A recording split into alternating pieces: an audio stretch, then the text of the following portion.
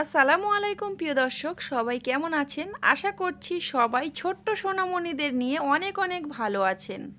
আজকের পর্বে আপনাদের সঙ্গে শেয়ার করব ৬ মাস শিশুদের জন্য সাবুদানা রান্নার সঠিক নিয়ম।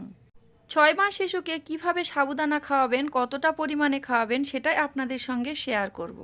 ভিডিওটি যারা দেখা শুরু করেছেন আশা করছি সবার ভালো লাগবে। তো ভালো লাগলে ভিডিওটিতে একটি লাইক দিয়ে দেবেন আর আমার চ্যানেলটিতে সাবস্ক্রাইব করে দেবেন।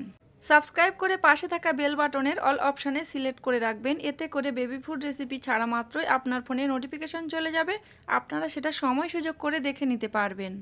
আমি এখানে অনেকটা পরিমাণে সাবুদানা নিয়েছি। তো আপনারা যখন আপনাদের বাচ্চাদের জন্য প্রথম সলিড খাবার খাওয়াবেন তখন প্রথমবার 1 চামচ নেবেন, কারণ আপনার বাচ্চা প্রথম খাচ্ছে, এই খাবারের সঙ্গে কিন্তু পরিচিত না।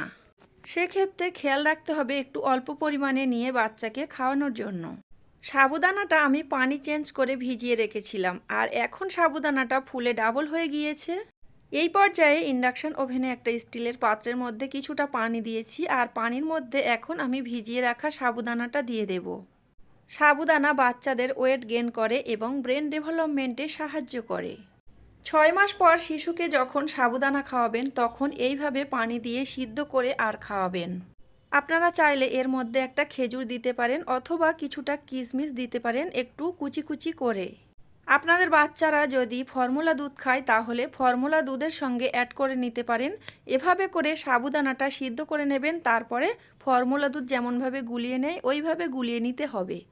শিশু জন্মের পর থেকে 5 বছর পর্যন্ত এই সময়টা খুবই গুরুত্বপূর্ণ, তাই এই সময় তাদের খাদ্য তালিকায় রাখতে হবে পুষ্টিকর খাবার দ্বারা পরিপূর্ণ। একটা জিনিস খেয়াল রাখতে হবে, শিশুকে কখনো বাসি খাবার খাওয়ানো যাবে না। ৬ মাস পর থেকে শিশুকে যখন প্রথম খাবার খাওয়াবেন তখন অল্প করে নিয়ে রান্না করবেন আর যতটুকু রান্না করবেন ততটুকু খাওয়ানোর চেষ্টা করবেন। ব্যস্ত মায়েরা অনেক সময় বেশি করে রান্না করে আর 3বার 4বার ধরে খাওয়ায়, তো ওই রকম করলে বাচ্চা অসুস্থ হয়ে যাবে। এই যুগের বাচ্চারা বাড়িতে বানানো খাবার পছন্দ করে না, তারা হোমমেড খাবার খেতেই চায় না। তবে ৬ মাস পর থেকে আপনি যদি সব সময় নিয়মিত বাড়িতে হোমমেড খাবার বানিয়ে দেন আপনার বাচ্চার, সেই খাবারের সাথে আপনার বাচ্চা পরিচিত হয়ে যাবে আর আপনার বাচ্চার অভ্যাসে পরিণত হয়ে যাবে, তখন সে বাইরের খাবার তেমন একটা পছন্দ করবে না। তাছাড়া বাড়িতে বানানো খাবার অনেকটাই স্বাস্থ্যসম্মত। সাবুদানাটা আমি রান্না করে নিয়েছি, এর মধ্যে আমি কোনো খেজুর বা কোনো চিনি জাতীয় জিনিস, কোনো মিষ্টি জাতীয় জিনিস কিছুই অ্যাড করিনি। সাবুদানাটা রান্না করতে করতে পানসে ভাব চলে এসেছে, তখনই বুঝে নিতে হবে যে রান্নাটা হয়ে গিয়েছে। তো এখানে পানসে ভাব চলে এসেছে, আমি একটা বাটিতে পরিবেশন করে নিলাম।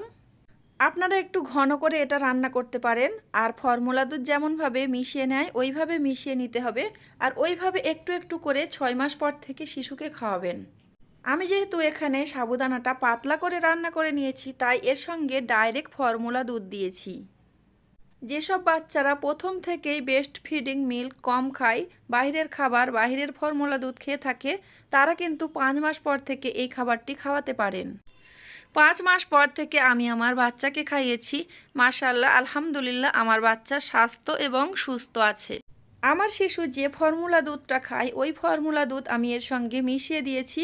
আর অবশ্যই খেয়াল রাখতে হবে সাবুদানাটা ঠান্ডা হয়ে যাওয়ার পরে মিশাতে হবে, তবে অতিরিক্ত ঠান্ডা হওয়া যাবে না, উষ্ণ গরম থাকা অবস্থায় মেশাতে হবে যতটা পরিমাণে বাচ্চার গালে সহ্য হবে। তো আমি খুবই উষ্ণ গরম পরিমাণে মিশিয়েছি, এখন আমি আমার বাচ্চাকে খাইয়ে দেব। আজকের ভিডিওটা যদি ভালো লাগে অবশ্যই লাইক দিয়ে চ্যানেলটি সাবস্ক্রাইব করে দেবেন। আজকের এখানে বিদায় নিলাম।